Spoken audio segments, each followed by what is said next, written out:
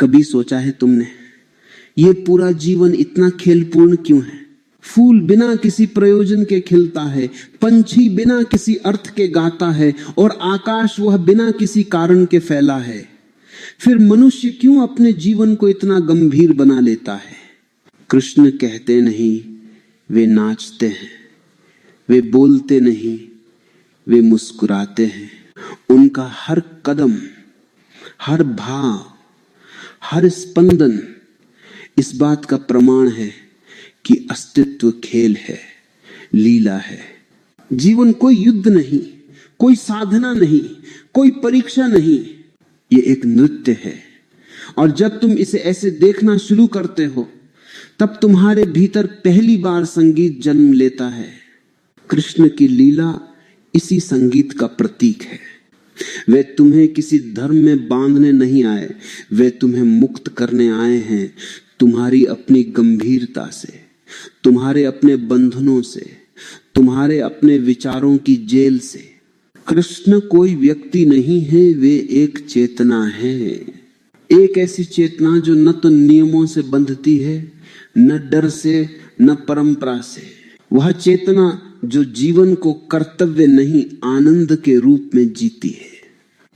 जब कोई व्यक्ति पहली बार कृष्ण को समझने की कोशिश करता है तो भ्रम पैदा होता है, क्योंकि समाज ने धर्म को गंभीर चेहरों के साथ जोड़ा है। यहाँ एक आदमी है जो युद्ध के मैदान में भी मुस्कुरा रहा है, जो प्रेम में भी स्वतंत्र है, जो ध्यान में भी नाचता है। कृष्ण विरोधाभास लगते हैं क्योंकि वे परिपूर्ण हैं। जहां मनुष्य या तो हंसना जानता है या ध्यान करना, वहां कृष्ण हंसते हुए ध्यान करते हैं। जहां तुम या तो प्रेम में हो या समाधि में, वहां कृष्ण दोनों में एक साथ है। और यही चेतना का उत्सव है। जीवन तब तक अधूरा है जब तक तुम उसे खेल की तरह नहीं जीते। तुम रोज काम करते हो, दौड़ते हो, कमाते हो, सोचते हो, लेकिन क्या तुम कभी यह अनुभव करते हो कि यह सब एक नृत्य है?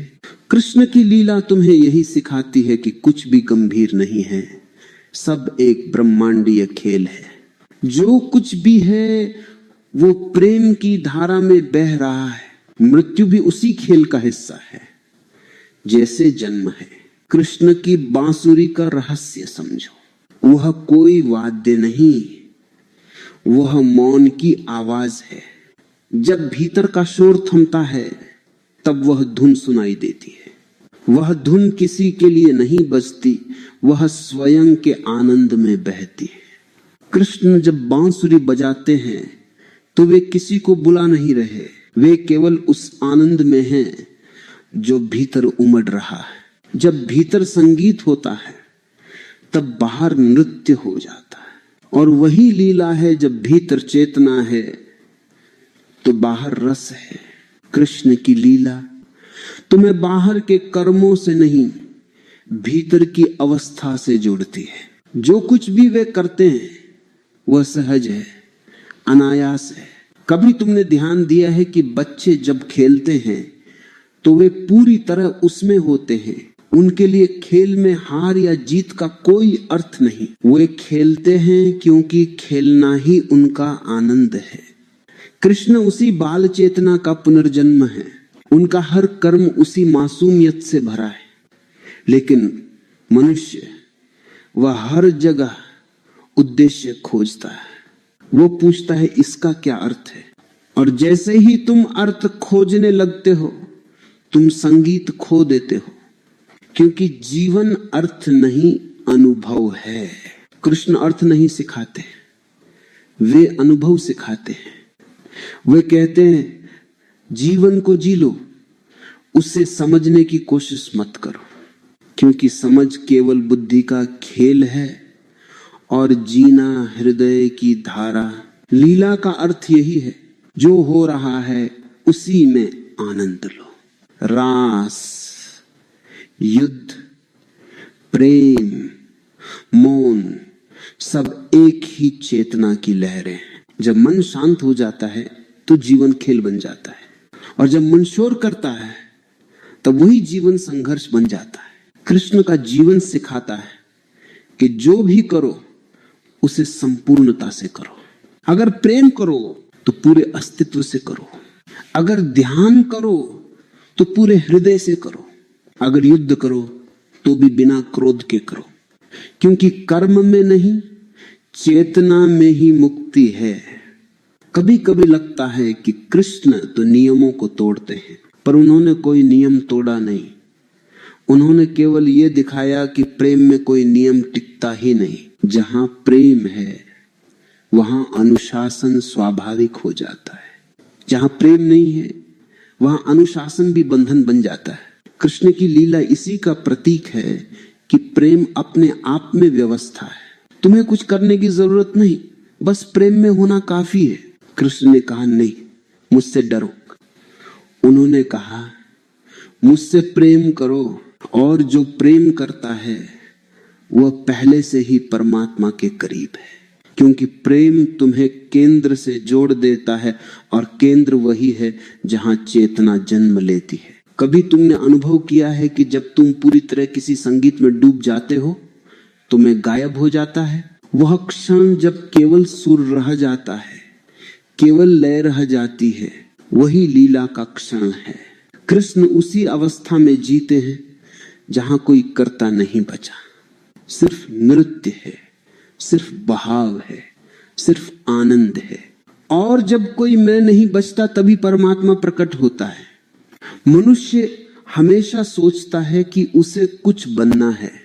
कृष्ण कहते हैं कुछ बनना छोड़ दो, क्योंकि जो है वो पहले से ही पूर्ण है। अपूर्णता केवल मन का भ्रम है। अस्तित्व में सब कुछ पूर्ण है। पेड़, फूल, चांद, तारे, नदी, पर्वत। सिर्फ मनुष्य असंतुष्ट है, क्योंकि वो सोचता है कि उसे कुछ और होना चाहिए। कृष्ण उस असंतोष की जड़ पर वार करते हैं। वे कहते हैं जैसे हो वैसे ही ठीक हो। और जब ये स्वीकार उतरता है तभी भीतर से लीला प्रकट होती है। तब तुम भी जीवन के इस उत्सव का हिस्सा बन जाते हो। कृष्ण की मुस्कान वही मौन है जो ध्यान में आता है। वह मुस्कान किसी बाहरी आनंद की नहीं, भीतर के शांति की पहचान है। जब कोई व्यक्ति भीतर से पूर्ण हो जाता है तो बाहर से वह मुस्कुरा उठता है। कृष्ण की मुस्कान तुम्हें बताती है कि सत्य को गंभीरता से नहीं, हल्केपन से समझो। जो हल्के होते हैं वही उड़ पाते हैं। गंभीरता पत्थर है और कृष्ण हवा है। वे बहते हैं, वे उड़ते हैं, वे बांसुरी की तरह खोखले हैं, क्योंकि खाली ही गूंज सकता है। जब तक तुम अपने विचारों, अहंकार और इच्छाओं से भरे हो, तुम में कोई बांसुरी नहीं बज सकती। और जब तुम खाली हो जाते हो तो अस्तित्व स्वयं तुम में संगीत भर देता है। लीला का अर्थ है स्वीकार। जो कुछ भी घट रहा है उसे बिना विरोध के स्वीकार करना। तुम दुख में हो तब भी देखो वहां भी कोई लीला चल रही है। तुम आनंद में हो वहां भी लीला है, क्योंकि जो देख रहा है वह साक्षी वही कृष्ण है। कृष्ण का जीवन सिखाता है कि साक्षी भाव में रहो, लेकिन खेलना मत छोड़ो। ध्यान करो लेकिन मुस्कुराओ भी। प्रेम करो लेकिन आसक्ति मत रखो। युद्ध करो लेकिन क्रोध मत रखो। यही संतुलन, यही लीला है। और जब जीवन संतुलन बन जाता है तब भीतर से एक नई ऊर्जा उठती है, जो गीत बन जाती है, जो नृत्य बन जाती है। फिर तुम हर जगह कृष्ण को देखने लगते हो। हवा में, फूलों में, किसी की हंसी में, किसी की आंखों में, क्योंकि अब तुमने समझ लिया है कृष्ण बाहर नहीं है। वे चेतना है जो तुम्हारे भीतर जाग सकती है। अब मौन में उतर जाओ। बांसुरी सुनाई दे रही है ना, वो तुम्हारे बाहर नहीं बज रही, वो भीतर की गहराई में। वही कृष्ण है और वही लीला का आरंभ। कभी रात के आकाश को देखा है? जब सब कुछ शांत हो जाता है, जब हवा रुक जाती है, जब वृक्ष भी स्थिर हो जाते हैं, तब कहीं भीतर से एक हल्की धुन उठती है। वह धुन मौन की है, वही रास की शुरुआत है। रास तब होता है जब जीवन स्थिर हो जाता है और चेतना नाचने लगती है। कृष्ण वही नाचती हुई चेतना है और गोपियां वे आत्माएं हैं जो प्रेम में पिघल गई हैं। रास कोई साधारण नृत्य नहीं है, यह कोई सामाजिक आयोजन नहीं, ये वह क्षण है जब आत्मा स्वयं के केंद्र के चारों ओर घूमने लगती है। कृष्ण वह केंद्र है, स्थिर, मौन, शुद्ध, और गोपियां वे ऊर्जाएं हैं जो उस केंद्र के चारों ओर प्रेम की परिक्रमा कर रही हैं। ये परिक्रमा कोई कर्तव्य नहीं, ये स्वच्छंदता की लहर है। कोई नियम नहीं, कोई व्यवस्था नहीं, केवल प्रेम की धुन है। लोग रास को समझने में चूक जाते हैं, वे उसे शरीर का नृत्य समझ लेते हैं, जबकि वो चेतना का उत्सव है, जहां शरीर मिट जाता है और केवल ऊर्जा रह जाती है, जहां मैं नहीं रहता, तू नहीं रहता, केवल हम रह जाता है। रास उसी एकत्व की पहचान है। जब दो नहीं रहते, केवल प्रेम का प्रवाह बचता है। कृष्ण वहां कुछ करते नहीं, वे बस हैं। उनकी उपस्थिति इतनी पूर्ण है कि उनके चारों ओर सब कुछ नाच उठता है। जैसे सूर्य के चारों ओर ग्रह घूमते हैं, वैसे ही प्रेम के सूर्य के चारों ओर आत्माएं नृत्य करती हैं। और ये नृत्य शाश्वत है, इसका आरंभ नहीं, इसका अंत नहीं। ये वही धारा है जो सृष्टि के आरंभ से बह रही है। रास वह बिंदु है जहां अस्तित्व अपने ही आनंद में खो जाता है। कृष्ण का रास किसी को प्राप्त करने का नहीं, खो जाने का प्रतीक है। रास में हर गोपी खो जाती है। वह जानती है कि कृष्ण उसके नहीं, फिर भी वह पूर्ण है, क्योंकि प्रेम स्वामित्व नहीं चाहता, वो केवल बहना चाहता है, देना चाहता है, मिटना चाहता है। कृष्ण की उपस्थिति में प्रेम अधिकार नहीं, अर्पण बन जाता है, और ये अर्पण ही परम ध्यान है। सोचो, क्या तुम कभी किसी से इतना प्रेम कर सके हो कि खुद को भूल गए हो? वही क्षण रास का क्षण है, जब प्रेम इतना गहरा हो जाए कि तुम और दूसरा दोनों मिट जाएं। वो मिलन है जहां केवल आनंद रह जाता है। कृष्ण के चारों ओर नाचती गोपियां इसीलिए सुंदर हैं, क्योंकि उनमें कोई चाह नहीं, वे बस नाच रही हैं, क्योंकि प्रेम ने उन्हें भरा हुआ है। वह नृत्य न मांगता है, न देता है, वह बस है। रास में न तो दिन है न रात, वह समय से परे है, क्योंकि प्रेम का समय नहीं होता, वह शाश्वत है। जब तुम प्रेम में उतरते हो तब समय रुक जाता है, घड़ी चलती रहती है, पर भीतर स्थिरता आ जाती है। वही स्थिरता ध्यान है, वही रास है। कृष्ण इसलिए केंद्र हैं, क्योंकि वे स्थिर हैं और उनके चारों ओर सब घूम रहा है। एक पल को सोचो, अगर केंद्र भी घूमने लगे तो वृत्त टूट जाएगा। रास की सुंदरता यही है कि कृष्ण स्थिर हैं और सब कुछ उनके चारों ओर नाचता है। जीवन में भी यही ध्यान है। जब तुम्हारे भीतर केंद्र स्थिर हो जाए तो बाहर की दुनिया चाहे जैसे घूमे, तुम मौन में रहोगे। वो मौन ही रास है। रास कोई धार्मिक कथा नहीं, यह चेतना की आंतरिक रसायन है।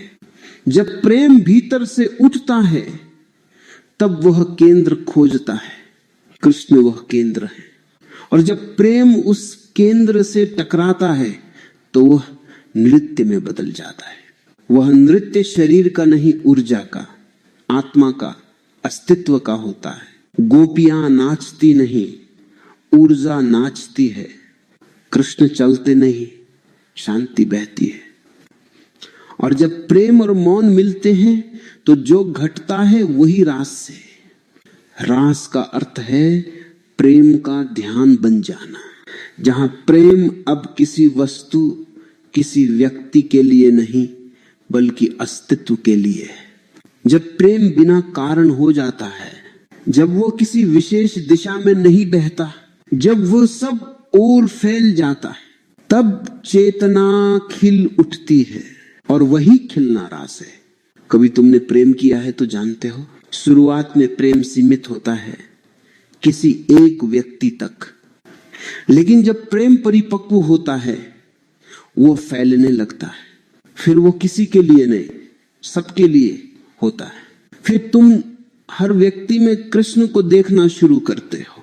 हर मुस्कान में वही झलकता है, हर आंसू में वही। वो प्रेम अब शरीर की भाषा से परे चला जाता है, वह अस्तित्व का नृत्य बन जाता है। और तब रास तुम्हारे भीतर घटता है, बाहर नहीं। कृष्ण का रास किसी मैदान में नहीं, तुम्हारे भीतर के हृदय में हो रहा है।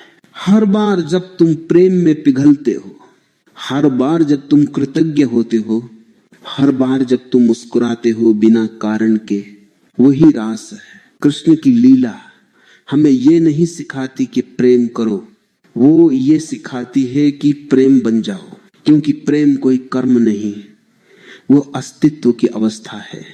जब तुम प्रेम बन जाते हो तब हर क्रिया ध्यान बन जाती है, हर नजर पूजा बन जाती है, हर सांस में एक धुन उठती है, बांसुरी की धुन। रास का अर्थ है जब आत्मा स्वतंत्र होकर नाचती है, जब चेतना अपने ही प्रेम में डूब जाती है, जब सृष्टि स्वयं को गले लगाती है, तब कोई साधक नहीं, कोई साध्य नहीं, केवल आनंद बचता है। एक बात समझो, कृष्ण की गोपियां प्रतीक हैं। वे किसी व्यक्ति का नाम नहीं, वे भाव हैं। कभी गोपी तेरे भीतर है, कभी कृष्ण। जब तेरा मन केंद्र में स्थिर हो जाता है तो तू कृष्ण है, और जब तू उस केंद्र के चारों ओर प्रेम से नाच रहा है तो तू गोपी है। यही द्वैत का सुंदर खेल है। कभी तू देखने वाला है, कभी तू नाचने वाला है। और जब देखने वाला और नाचने वाला एक हो जाते हैं तब ध्यान घटता है। वही रासलीला का रहस्य है। कृष्ण की बांसुरी में कोई शब्द नहीं, लेकिन उसमें संपूर्ण ब्रह्मांड का प्रेम है।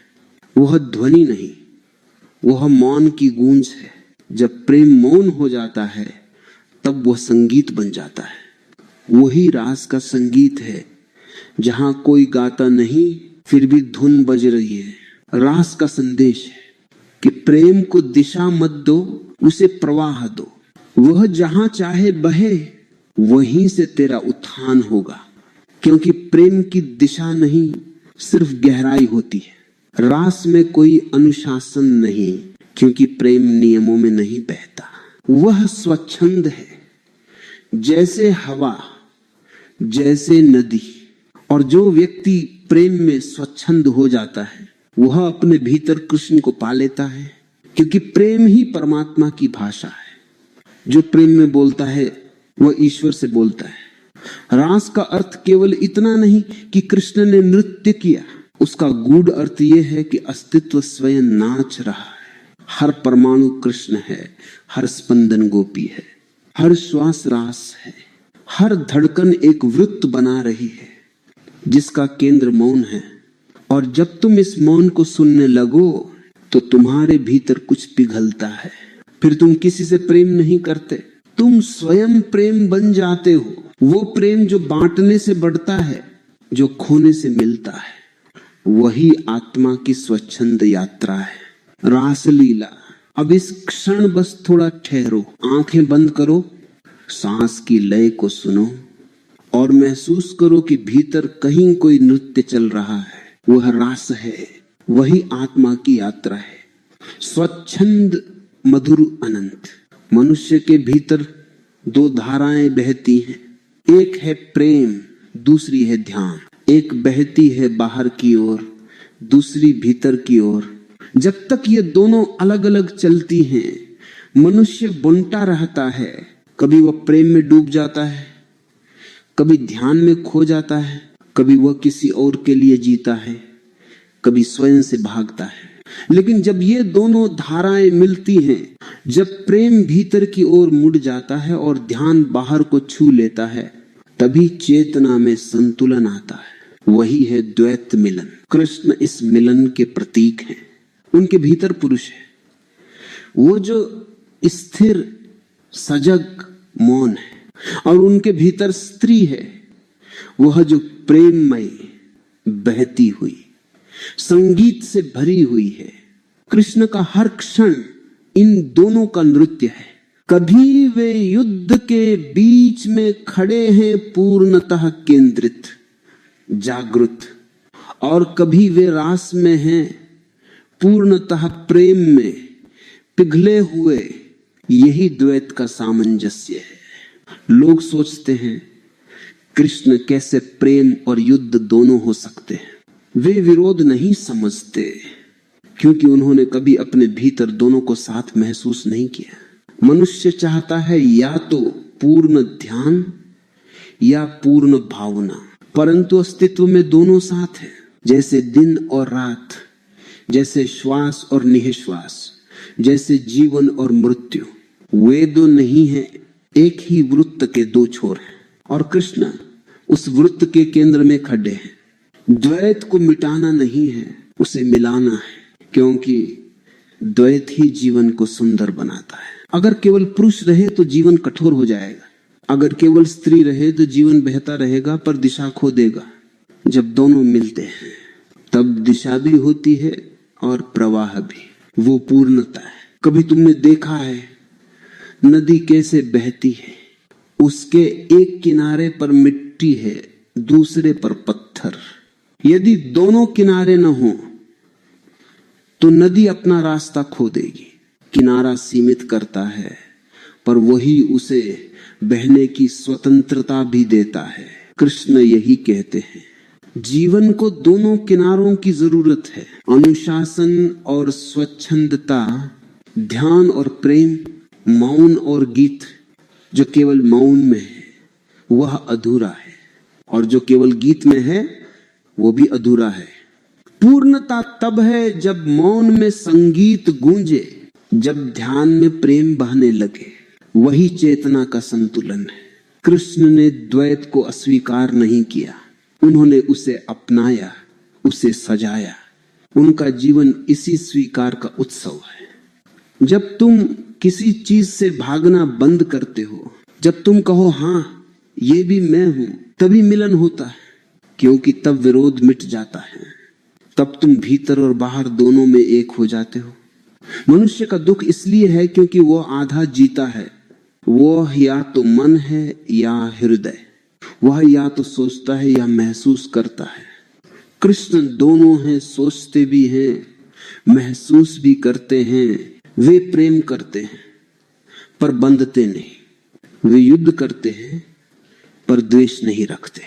उनका प्रेम ज्ञानमय है और उनका ज्ञान प्रेममय। ये दुर्लभ संगम है, यही द्वैत मिलन है। कभी तुमने प्रेम किया है और अचानक पाया है कि भीतर ध्यान आ गया, या कभी ध्यान में बैठे हो और प्रेम उमड़ पड़ा? वह वही क्षण है जहां द्वैत मिटता है। वह कृष्ण का क्षण है। वहां प्रेम अब व्यक्ति तक सीमित नहीं रहता, वह अस्तित्व तक फैल जाता है। वहां ध्यान अब शुष्क नहीं, उसमें जीवन की गर्मी है।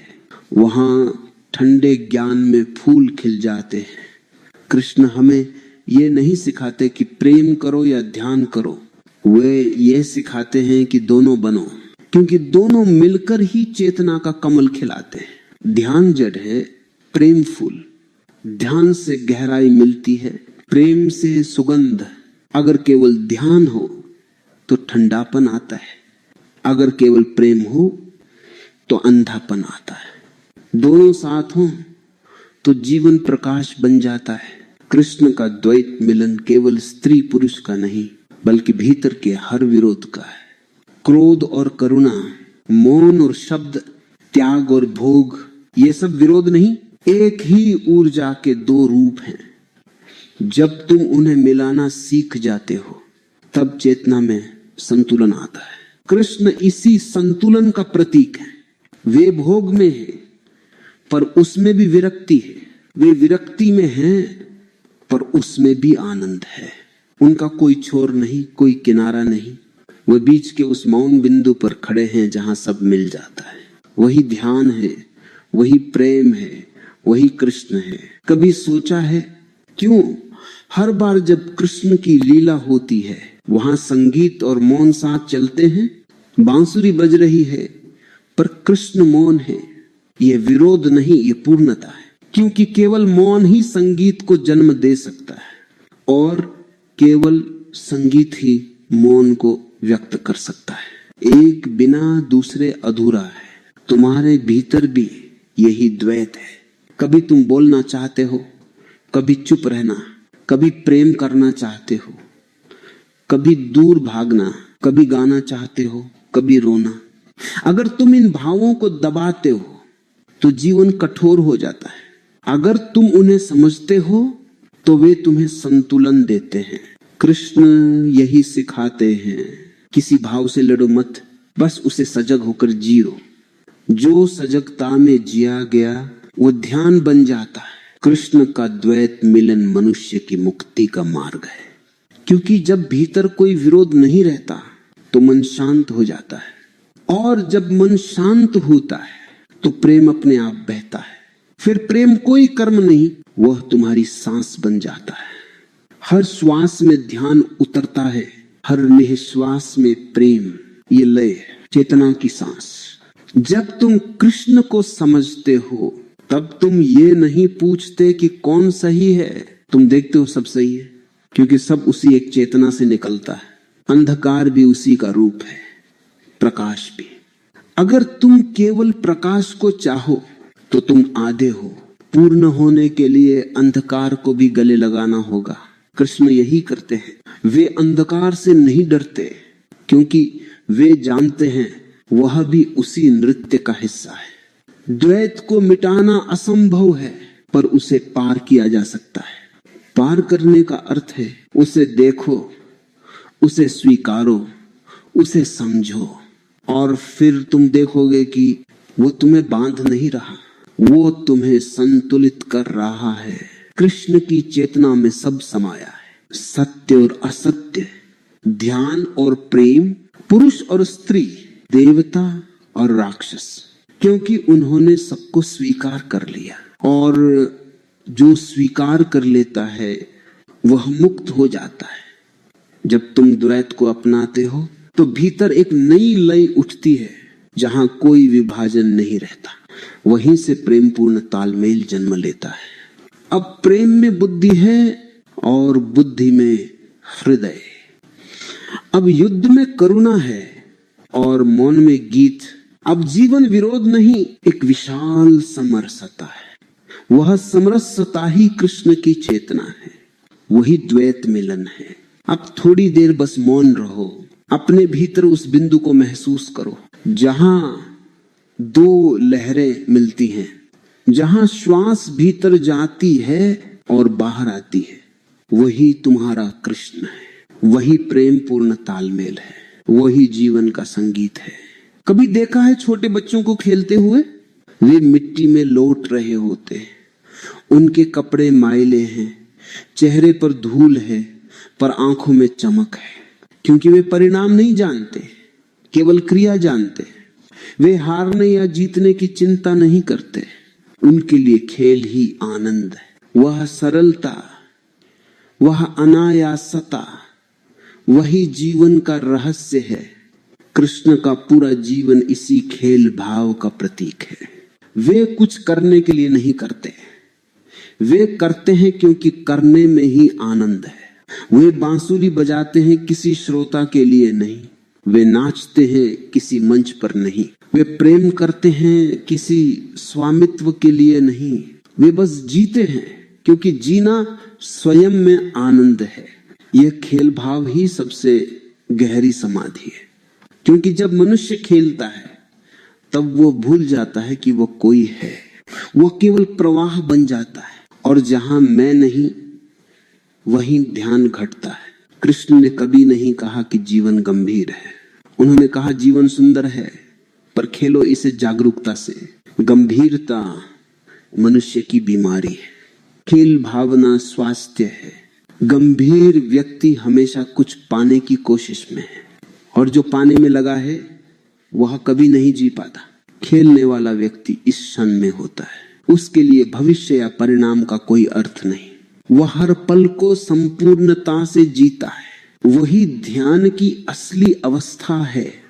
कृष्ण का युद्ध में होना भी एक लीला है। लोग कहते हैं युद्ध और ध्यान कैसे साथ हो सकते हैं, लेकिन कृष्ण के लिए ये विरोध नहीं। वे युद्ध के बीच भी मौन में हैं, क्योंकि उनके भीतर कोई क्रोध नहीं। उनके लिए युद्ध भी खेल है, सृजन और विनाश का नृत्य। वह जो सामने है उसी में वे पूर्ण हैं। जो भी करते हैं उसमें वे खो जाते हैं। ये खो जाना ही समाधि है। कभी तुमने ध्यान दिया है, जब तुम किसी काम में पूरी तरह लग जाते हो तो समय गायब हो जाता है, मैं गायब हो जाता है, केवल काम रह जाता है। वही ध्यान है, वही कृष्ण की चेतना है। जब तक तुम कुछ करने वाले हो तुम अलग हो। जैसे ही तुम उस काम में खो जाते हो तुम अस्तित्व के प्रवाह में शामिल हो जाते हो। वही खेल भाव है। खेल का अर्थ ये नहीं कि तुम लापरवाह हो जाओ। खेल का अर्थ ये है कि तुम गंभीरता से नहीं, पूरा मन, पूरा हृदय लगाकर जियो।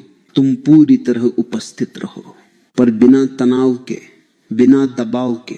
यही संतुलन है। सृजन और समाधि का मिलन। जब तुम किसी चीज को बहुत गंभीरता से करते हो तो तुम तनाव में आते हो। जब तुम किसी चीज को बहुत लापरवाही से करते हो तो तुम बिखर जाते हो। कृष्ण कहते हैं बीच का मार्ग चुनो, करो, लेकिन खेल की तरह। यही संतुलन ध्यान लाता है। जीवन कोई परीक्षा नहीं है, ये कोई प्रतियोगिता नहीं कि कौन जीतेगा। ये एक नृत्य है। हर कोई अपनी लय में झूम रहा है। कोई जल्दी में है, कोई धीमे कदमों में, कोई गा रहा है, कोई मौन में है, लेकिन सब उसी ब्रह्म की लय में है। ये पहचानना ही ध्यान है।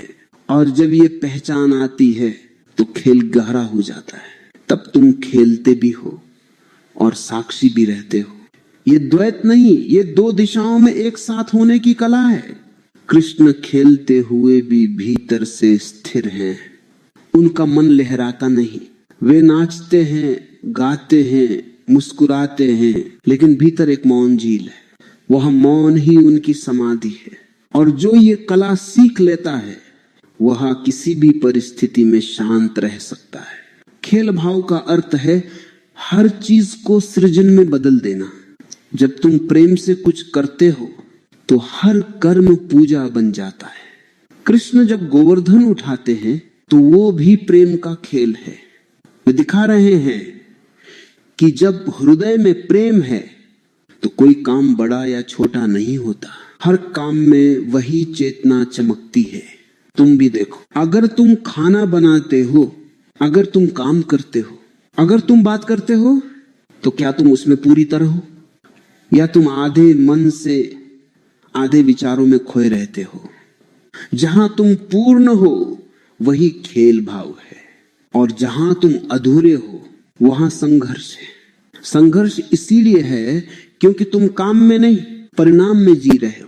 कृष्ण ने कहा कर्म करो, फल की चिंता मत करो। लोग इसे नैतिकता समझते हैं, पर यह ध्यान की विधि है। जब तुम फल की चिंता छोड़ देते हो तो वर्तमान में उतर जाते हो, और वर्तमान में उतरना ही ध्यान है। जो वर्तमान में है वही मुक्त है, जो भविष्य में है वही बंधा हुआ है। फल की चिंता छोड़ना खेल भाव की शुरुआत है, क्योंकि खिलाड़ी केवल खेलता है। जीत जाए तो हंसता है, हार जाए तो भी हंसता है, क्योंकि उसके लिए खेल ही पुरस्कार है। जो इस दृष्टि से जीता है वो कभी दुखी नहीं हो सकता। कृष्ण का संदेश है काम में डूबो पर कर्ता मत बनो, क्योंकि कर्ता ही दुख का स्रोत है। जो खुद को कर्ता मानता है वह परिणाम से बंध जाता है। जो केवल माध्यम बन जाता है वह मुक्त हो जाता है। कृष्ण माध्यम है, उनसे काम होता है, पर वे करते नहीं। ये सबसे बड़ा रहस्य है। कभी तुमने महसूस किया है जब तुम किसी सुंदर चीज को बनाते हो, जैसे कोई गीत, कोई कविता, कोई चित्र, तो तुम्हें लगता है कि ये मैंने नहीं बनाया, वो बस हुआ, तुम केवल माध्यम थे। वही क्षण ईश्वरीय है, वही सृजन की समाधि है। कृष्ण का खेल भाव यही है। जो भी करो उसमें आनंद हो, और जब आनंद है तो ध्यान अपने आप आता है। ध्यान अलग से करने की चीज नहीं, वह जीवन के हर कर्म में उतर सकता है। संगीत में, प्रेम में, चलने में, सांस लेने में बस सजगता चाहिए और हल्कापन चाहिए। जो जीवन को खेल की तरह देख लेता है वह जीवन से कभी हार नहीं सकता, क्योंकि खेल में हार भी आनंद देती है। जो जीवन को खेल की तरह नहीं देखता वो जीतकर भी हारा हुआ है, क्योंकि वो तनाव में है, वह अपनी गंभीरता के बोझ में दबा हुआ है। कृष्ण कहते हैं जीवन को गंभीर मत बनाओ, ये तुम्हारे खिलाफ नहीं है, ये तुम्हारे साथ है।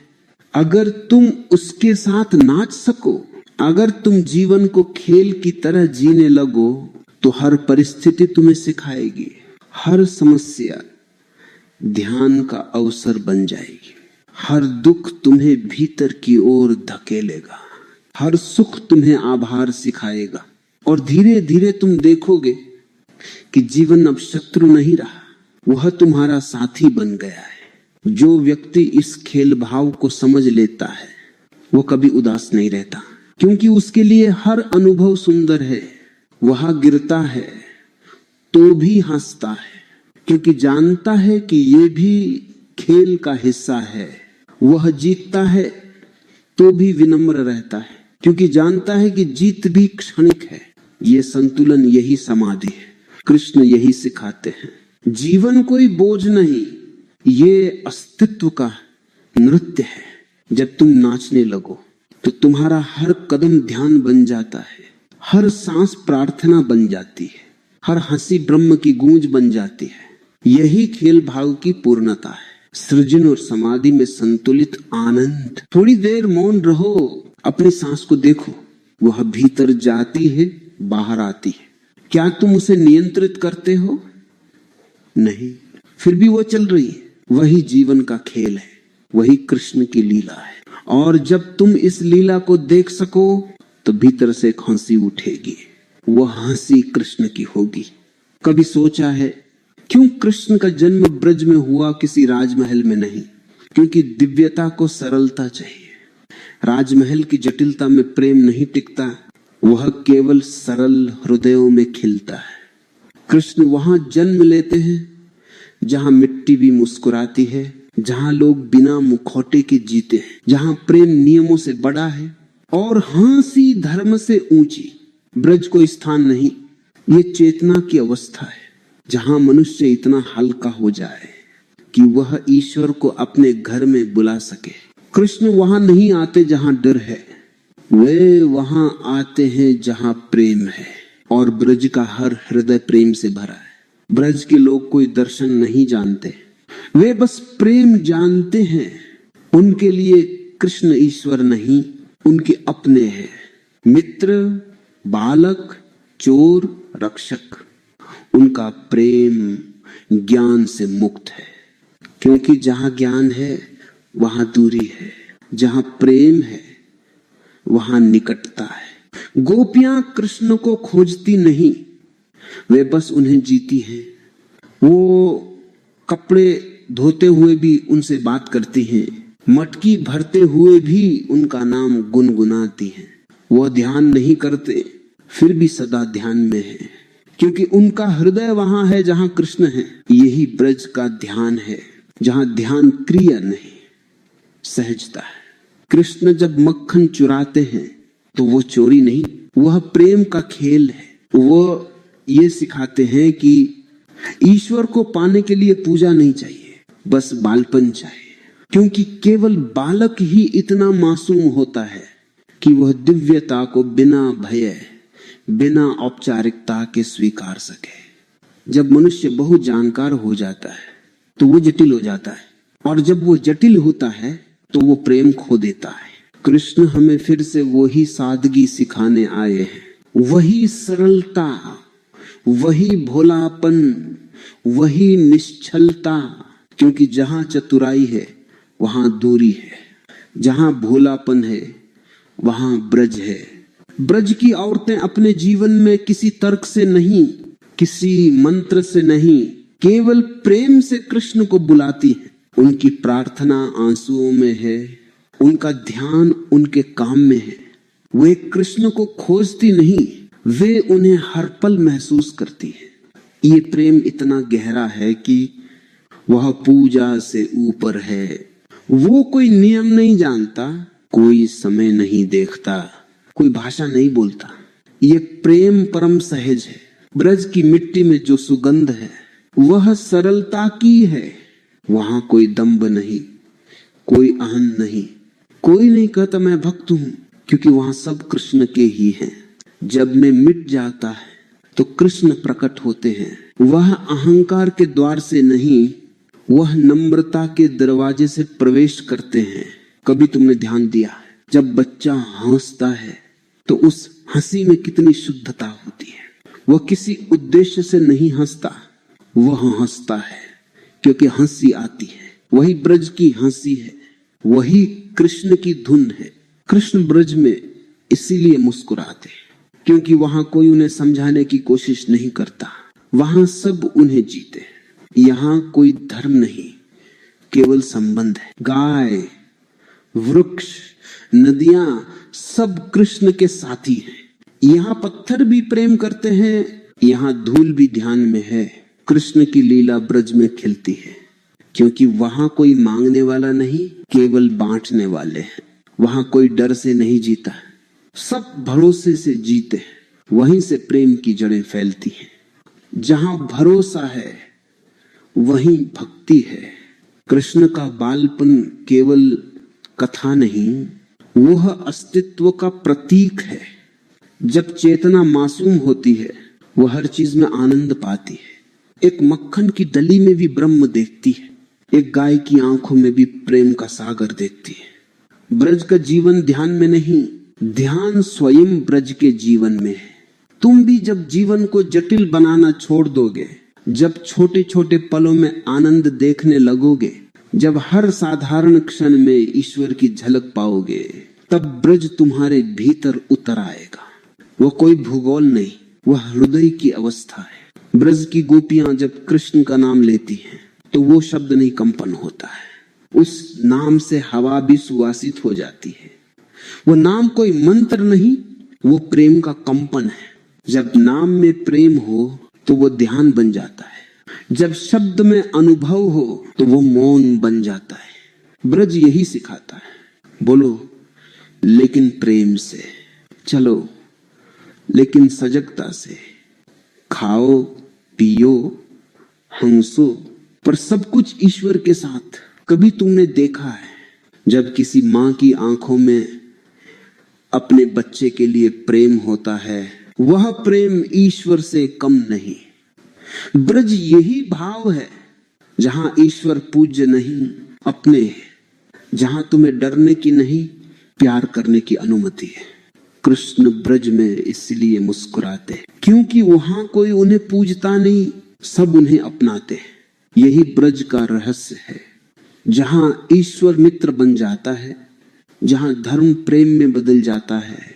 जब प्रेम इतना सहज हो जाए कि उसमें कोई भय, कोई नियम न रहे, तब वही दिव्यता प्रकट होती है। वही ध्यान बनता है जो प्रयास रहित हो। वही भक्ति सच्ची है जो बालपन से जन्मे। ब्रज के प्रेम में न कोई तर्क है न व्यवस्था, वहां केवल आत्मा की धड़कन है। कृष्ण की बांसुरी उसी हृदय की गूंज है। वो बुलावा नहीं, वो मिलन है।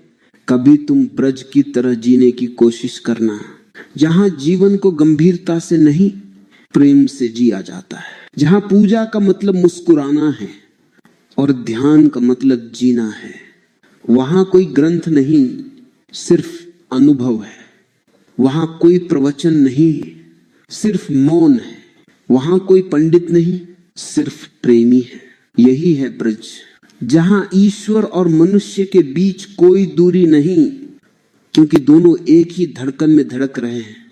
थोड़ा रुक जाओ, अब भीतर देखो, क्या तुम्हारे हृदय में कोई बालक मुस्कुरा रहा है?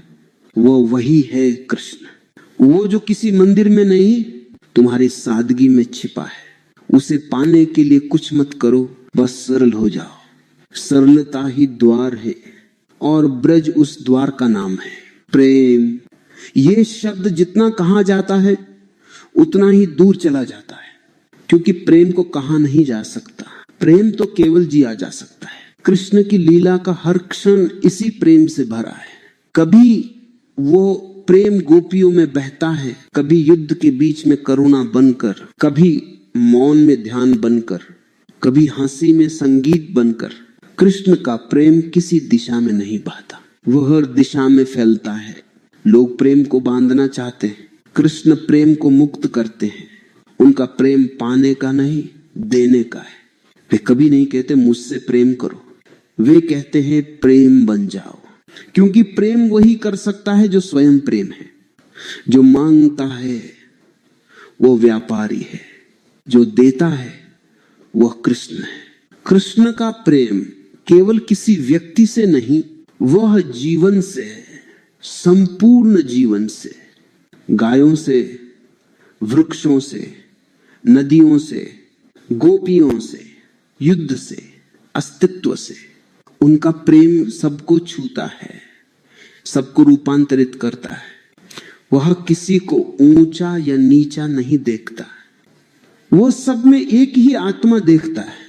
वही प्रेम है जो दृष्टि को बदल देता है। फिर कोई शत्रु नहीं रहता, कोई पराया नहीं रहता, सब अपना हो जाता है। कृष्ण का प्रेम काम नहीं है, वह करुणा है। जब प्रेम परिपक्व होता है तो वह करुणा बन जाता है। वह अब किसी को चाहता नहीं, वह सबको आशीर्वाद देता है। प्रेम का पहला रूप इच्छा है, दूसरा रूप समर्पण है, तीसरा रूप करुणा है। कृष्ण करुणा के उस तीसरे रूप में है। उनका प्रेम किसी से होता नहीं, वह स्वयं से बहता है। कभी तुमने देखा है जब बादल भर जाते हैं तो बरसना उनका स्वभाव है। वे किसी खेत को चुनकर नहीं बरसते, वे बरसते हैं क्योंकि वे पूर्ण हैं। कृष्ण का प्रेम ऐसा ही है, वह बरसता है क्योंकि भीतर कोई रिक्तता नहीं रही। जब भीतर प्रेम भर जाता है तो वो बाहर फैल जाता है। वह किसी को नहीं खोजता, वह स्वयं को सब में बांटता है। कृष्ण का प्रेम विरोध नहीं जानता, वह भेद नहीं जानता, वह सबको वैसे ही स्वीकारता है जैसे है। ये स्वीकार ही ध्यान की जड़ है, क्योंकि जो प्रेम करता है वह निंदा नहीं कर सकता। जो प्रेम करता है वह निर्णय नहीं करता, वो बस देखता है और देखने में ही एक गहरा मौन उतरता है।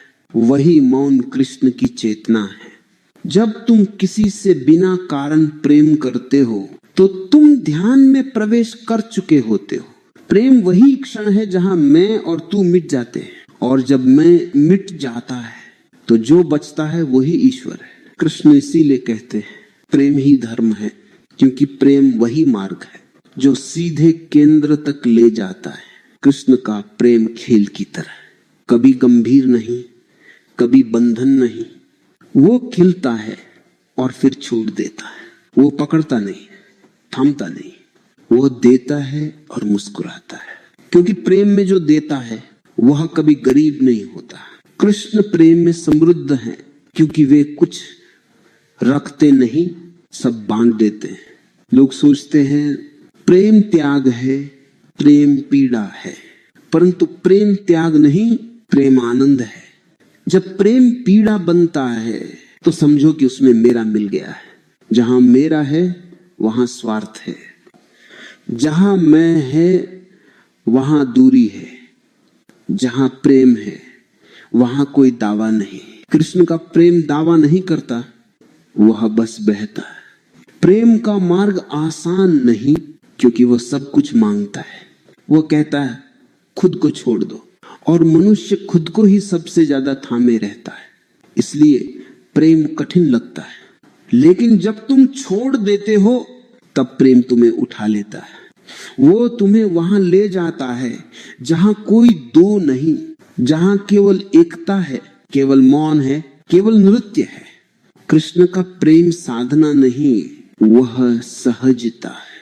वह किसी नियम का पालन नहीं करता, क्योंकि प्रेम जब नियमों में बंधता है तो मर जाता है। प्रेम को केवल स्वतंत्रता में जिया जा सकता है, और यही कृष्ण की सबसे बड़ी शिक्षा है कि प्रेम करो पर उसे कैद मत करो। प्रेम को पाना नहीं, प्रेम को जीना है। कृष्ण का प्रेम किसी दिशा में नहीं चलता, वो हर दिशा में फैलता है। वह सूरज की तरह है जो सब पर समान रूप से चमकता है। वो पूछता नहीं कि कौन योग्य है कौन नहीं, वह देता है, क्योंकि देना उसका स्वभाव है। जब तुम प्रेम में उतरते हो तो तुम केवल किसी और से नहीं जुड़ते, तुम अस्तित्व से जुड़ते हो। फिर हर चीज पवित्र लगती है, हर चेहरा सुंदर लगने लगता है, हर आवाज हमें संगीत सुनाई देने लगता है। प्रेम आंख नहीं बदलता, वो दृष्टि बदल देता है। अब तुम दुनिया को वैसे नहीं देखते जैसे पहले देखते थे, अब सब तुम्हारा ही विस्तार लगता है। ये सब में स्वयं को देखने की अवस्था ही कृष्ण की चेतना है। कृष्ण का प्रेम बुद्धिमान नहीं, वो पागल है, क्योंकि केवल पागल ही पूर्णता से प्रेम कर सकता है। जो हिसाब रखता है वह व्यापारी है, जो बस बह जाता है वह प्रेमी है। कृष्ण प्रेम में पागल है, पर वह पागलपन गहराई से भरा है। वह विनाशक नहीं, सृजनशील है। वह तुम्हें तोड़ता नहीं, वह तुम्हें पूरा करता है। जब प्रेम भीतर से उमड़ता है तो वह तुम्हें बदल देता है। तुम वही नहीं रहते जो पहले थे, तुम में कुछ पिघलता है, कुछ कोमल होता है। वही रूपांतरण प्रेम की असली पहचान है। कृष्ण का प्रेम शारीरिक नहीं, वो चेतनात्मक है। वो आत्मा से आत्मा का संवाद है। वो शब्दों से नहीं, तरंगों से होता है। वह मौन में घटता है। कभी तुम किसी के सामने बैठे हो और कुछ कह नहीं पा रहे, पर भीतर एक कंपन हो रहा है, वह प्रेम है। वह वही है जो कृष्ण की बांसुरी में गूंजता है। प्रेम ध्यान को पूर्ण बनाता है, क्योंकि ध्यान बिना प्रेम के शुष्क है और प्रेम बिना ध्यान के अंधा। जब दोनों मिलते हैं तो जीवन में संगीत आता है। कृष्ण उसी मिलन के प्रतीक हैं। जहां प्रेम ध्यान है और ध्यान प्रेम, उनका हर कदम, हर मुस्कान, हर स्पर्श इस संतुलन से भरा है। प्रेम का मार्ग एक दिन में नहीं खुलता, वह धीरे धीरे तुम्हारे भीतर खिलता है, जैसे कमल सुबह की धूप में खिलता है। तुम उसे जबरदस्ती नहीं खोल सकते, तुम बस मौन रहो, सजग रहो और उसे खिलने दो। प्रेम जब अपने समय पर खिलता है तो वह सुगंध बनकर फैलता है। फिर तुम जहां भी जाते हो वहीं कृष्ण की लीला चलती रहती है। कृष्ण का प्रेम सिखाता है, प्रेम को मत पकड़ो, उसे बहने दो, उसे सीमित मत करो, उसे अनंत में छोड़ दो। क्योंकि जो प्रेम को पकड़ता है वो उसे खो देता है, और जो उसे जाने देता है वो उसे हमेशा के लिए पा लेता है। अब मौन में उतर जाओ, अपने भीतर उस कंपन को महसूस करो, जहां श्वास और प्रेम एक हो जाते हैं, जहां कुछ चाहना नहीं बचता, केवल अनुभव रह जाता है। वही लीला का हर अदर है, वही प्रेम पथ की धुन। ध्यान, लोग इसे बहुत गंभीर बना देते हैं। वे बैठते हैं, आंखें बंद करते हैं और सोचते हैं कि वे ध्यान कर रहे हैं, लेकिन ध्यान कोई क्रिया नहीं है, वह तो होने की अवस्था है। वह तब घटता है जब तुम पूर्ण रूप से वर्तमान में हो, जब कोई करने वाला नहीं रहता, जब तुम केवल हो जाते हो। कृष्ण उसी होने का प्रतीक है। उनका ध्यान प्रयास से नहीं आता, वह स्वाभाविक रूप से बहता है। वे चलते हैं पर चलना ध्यान है, वे बोलते हैं पर शब्द ध्यान है, वे नाचते हैं पर हर कदम ध्यान की धुन है। उनका जीवन ध्यान बन गया है क्योंकि वे हर क्षण सजग हैं। उनके भीतर कोई विभाजन नहीं, कहीं कर्म और कहीं ध्यान नहीं। जो भी कर रहे हैं वह उसी क्षण पूर्ण है। यही लीला रूप ध्यान है।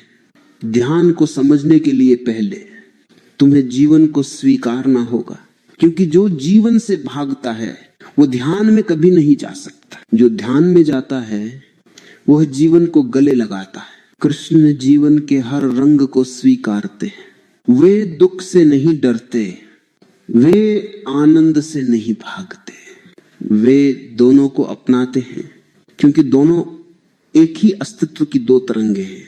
जब तुम सबको स्वीकार लेते हो तो भीतर प्रतिरोध मिट जाता है, और जहां प्रतिरोध नहीं वहीं ध्यान उतरता है। ध्यान किसी बंद कमरे में नहीं, वो खुली हवा में होता है। वह नदियों के साथ बहता है, पक्षियों के साथ गाता है, मौन के साथ बैठता है। ध्यान वही है जहां जीवन है। कृष्ण का ध्यान अलग से कुछ नहीं है, वह उनके हर कर्म में है। यही उनका रहस्य है। वे पूजा नहीं करते, वे जीवन को पूजा बना देते हैं। वे ध्यान नहीं करते, वे हर क्षण को ध्यान बना देते हैं। उनका मौन किसी गुफा में नहीं, वो हंसी के भीतर है। उनकी समाधि किसी मंदिर में नहीं, वह युद्ध के मैदान में है, क्योंकि उनके लिए जीवन ही मंदिर है। ध्यान को लोग भागना समझ लेते हैं, पर ध्यान भागना नहीं, लौटना है। वह संसार से नहीं, अपने भीतर से होता है। कृष्ण भीतर लौटते हैं, और जब लौटते हैं तो देखते हैं बाहर और भीतर अलग नहीं है। जो भीतर है वही बाहर है। जो अस्तित्व बाहर फैला है वह उसी का विस्तार है जो भीतर बह रहा है। जब ये अनुभव हो जाता है तो जीवन और ईश्वर दो नहीं रहते, वहीं से उत्सव शुरू होता है। ध्यान जब प्रयास से आता है तो वो बोझ बन जाता है। कृष्ण का ध्यान प्रयास से रहित है। वो ध्यान करते नहीं, वो ध्यान है। उनका हर भाव, हर ध्वनि, हर मुस्कान सजगता से भरी है। वे कहीं से अलग नहीं, वे हर जगह हैं। उनकी बांसुरी यही कहती है, ध्यान कोई कर्तव्य नहीं, ये तो जीवन की लय है। कभी तुमने देखा है जब बारिश होती है तो आकाश कितना हल्का हो जाता है? वही ध्यान की अवस्था है। जब भीतर का बोझ गिर जाता है, जब विचार बरस जाते हैं, जब अहंकार मिट जाता है, तब ध्यान उतरता है। वो किसी साधना से नहीं, छोड़ देने से आता है। जो छोड़ देता है वह पा लेता है। कृष्ण इसलिए पूर्ण है क्योंकि उन्होंने सब कुछ छोड़ दिया। उन्होंने यहाँ तक कि अपने स्वा को भी नहीं रखा। जहां कुछ नहीं बचता वहां सब कुछ प्रकट होता है। ध्यान केवल शांति नहीं है, वह उत्सव है। क्योंकि जब मन शांत होता है तो भीतर से आनंद का संगीत उठता है। वह संगीत स्वर्ग से नहीं आता, वह तुम्हारे भीतर है। कृष्ण की बांसुरी उसी संगीत की आवाज है। वह केवल प्रेम की नहीं, ध्यान की बांसुरी है। वो बताती है कि जब चेतना नाचती है तो ध्यान संगीत बन जाता है। ध्यान का मतलब ये नहीं कि तुम मौन रहो, बल्कि ये कि तुम्हारा मौन भीतर से बहता रहे। चाहे तुम बोलो, चाहे हंसो, चाहे नाचो। अगर सजगता है तो सब ध्यान है। अगर अनजानेपन में हो तो कुछ भी ध्यान नहीं। कृष्ण का ध्यान कोई तकनीक नहीं, वह जीने की शैली है। वे ये नहीं कहते कि ध्यान करो, वे कहते हैं जागो। क्योंकि जो जागता है वो ध्यान में होता है। जो सोया है वह क्रियाएं करता रहेगा, पर उसमें चेतना नहीं होगी। जागरण ही ध्यान है। और जब जागरण प्रेम से जुड़ जाए तो वह लीला बन जाता है। फिर जीवन केवल जीने की चीज नहीं रह जाता, वो आनंद का प्रवाह बन जाता है। कभी तुमने किसी क्षण में अनुभव किया होगा जब समय रुक गया हो, जब हवा भी स्थिर लगी हो, जब आंखों से आंसू आए हो, पर भीतर कोई पीड़ा नहीं थी, केवल मौन था। वह ध्यान का क्षण है। वो तुम्हारे भीतर का कृष्ण है। वो